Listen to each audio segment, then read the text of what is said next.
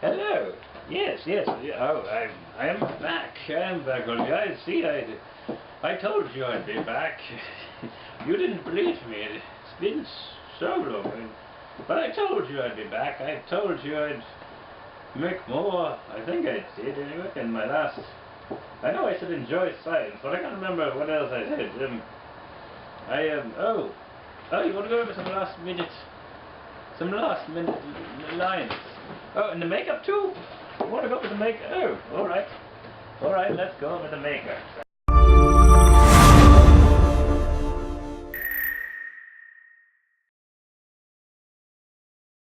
Climate change. It's happening. I know, all of you who are probably watching me know that it is happening. But, for those of you who aren't watching, which I realize, what is the use in telling people who aren't watching things? Those of you who aren't watching me, haven't seen me before, don't know how big of a climate change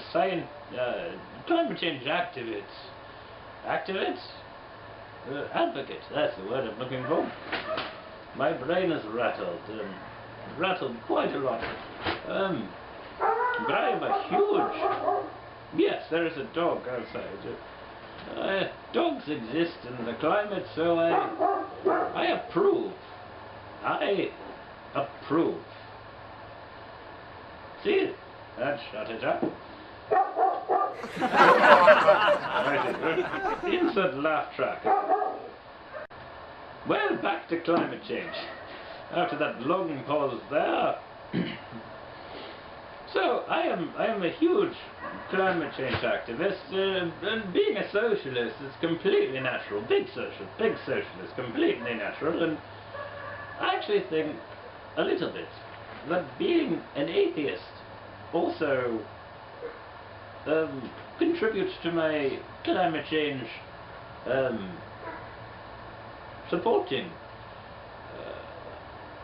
it, because being an atheist gives you a perspective of looking at the world as though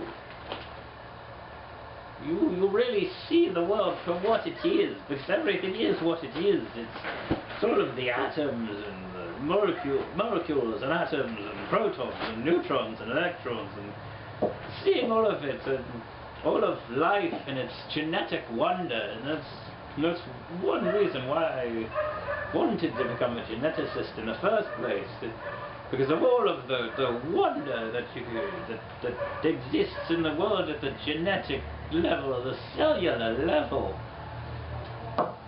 It's one of the things that is beautiful about science, beautiful about atheism, because there wasn't a thing that, well, so there was, if you want to be technical about it, there was a process that created all of it, but there wasn't a being that created it. There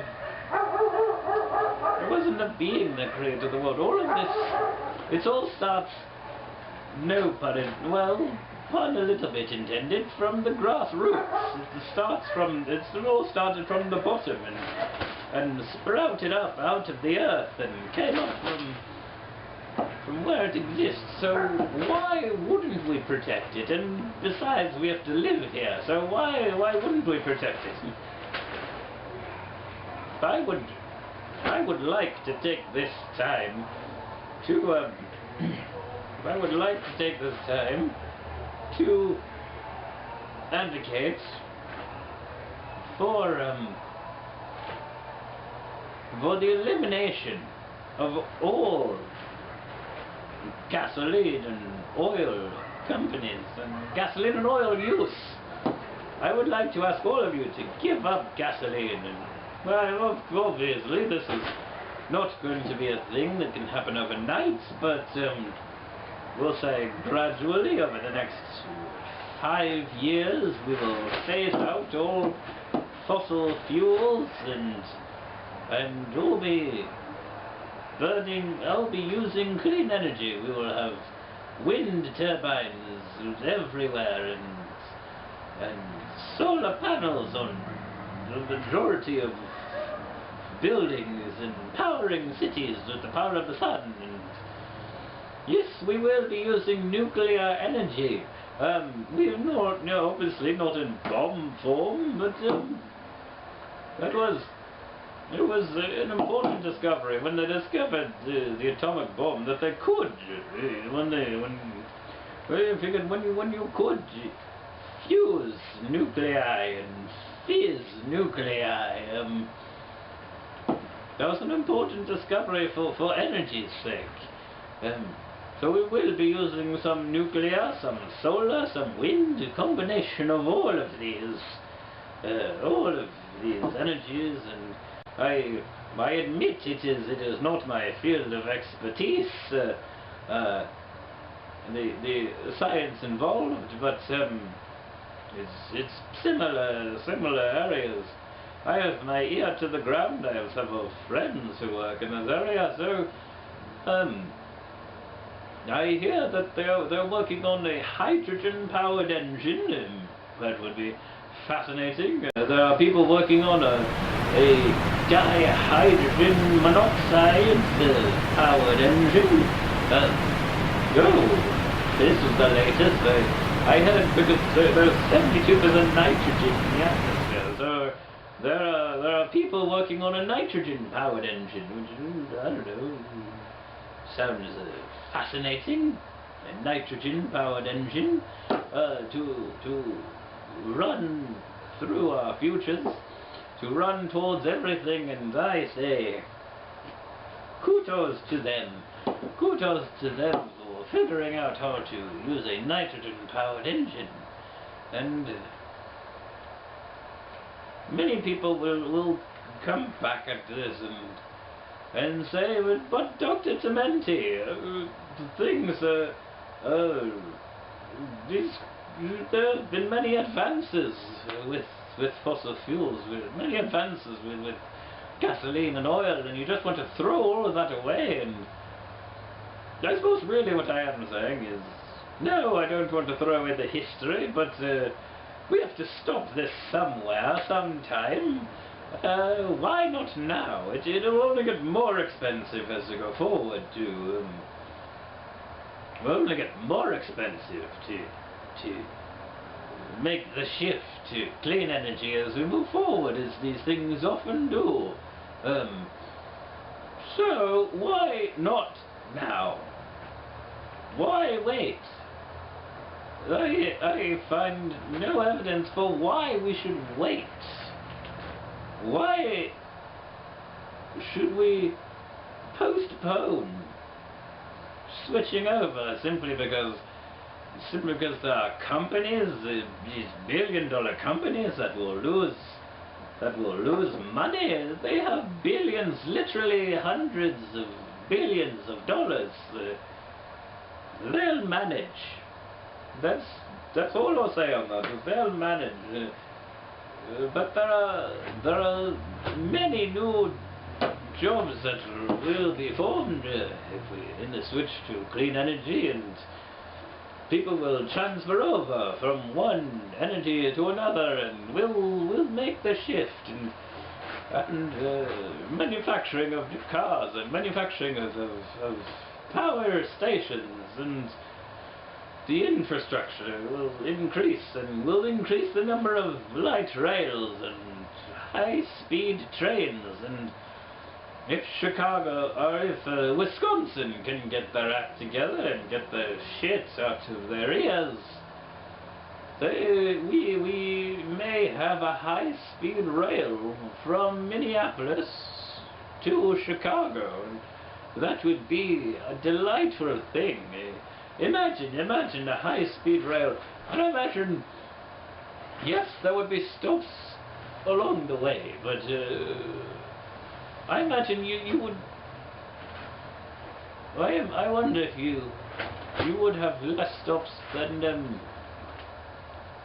I wonder if you'd have less or more stops than Amtrak, because I'm wondering, you could theoretically use the same track, or you could theoretically use the same track as Amtrak uses, Amtrak doesn't have very many trains running from Minnesota to Chicago, so you could use the same track and just alternate the Amtrak and new high-speed rail, or even the new high-speed rail could be Amtrak, so they run more trains. And more people can go from Minneapolis to Chicago for less money. We're going to see a change very soon.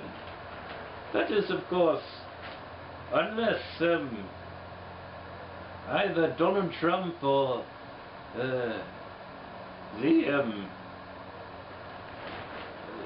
I hesitate to mention the other's name, Donald Trump or the other candidate. I hesitate to mention his name because if you mention, I will simply call him the Dark Lord. If you mention the Dark Lord's name, then he gains power from the use of his name. Yes, he does. He gains much power from the use of his name, and I'm not talking about Donald Trump, who I'm sure Donald Trump is in a corner somewhere, and also is finding great pleasure every time his name is mentioned. But this other guy he is a tough cookie that you do not want to mess with. So I say avoid using his name and simply call him the Dark Lord. So unless either of them get elected, we're going to see a change. We're going to see climate change. We're going to see climate change combated in a pretty powerful way. Hillary Clinton or Bernie Sanders become elected. I think that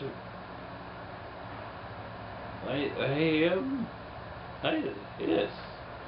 I stand by what I've said on Twitter, that Bernie Sanders is the least of all evils. Of course, me being a big socialist, that comes as to no surprise that Bernie Sanders is far too conservative for my taste. But when did this turn into a political diatribe? Oh, this video about climate change turned into political diatribe, political monologue, speech, whatever you call it. I am beginning to ramble. So I say, keep looking all around you. Look at the environment. Take it in. Take heed the wonder that surrounds you every day, and enjoy science.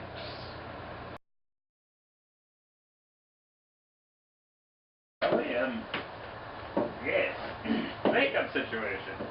Makeup and all of that. Blush too. Very nice. Eyeliner. Yes, very pretty. Very pretty little girl. I am a very pretty little girl. I am a very, very pretty little girl. Oh.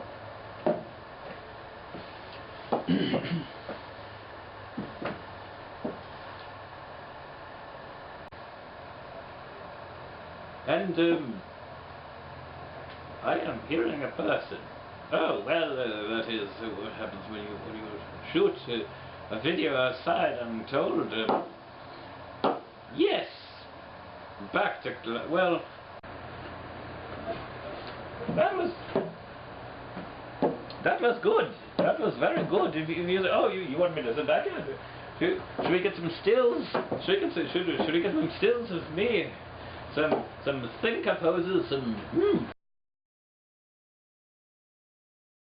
Yes, yes, so maybe you want a still of this, yes. Oh, yes, oh, I understand. Oh, what's... oh, look, the little light just... are we filming this still? Bill, are we still filming this?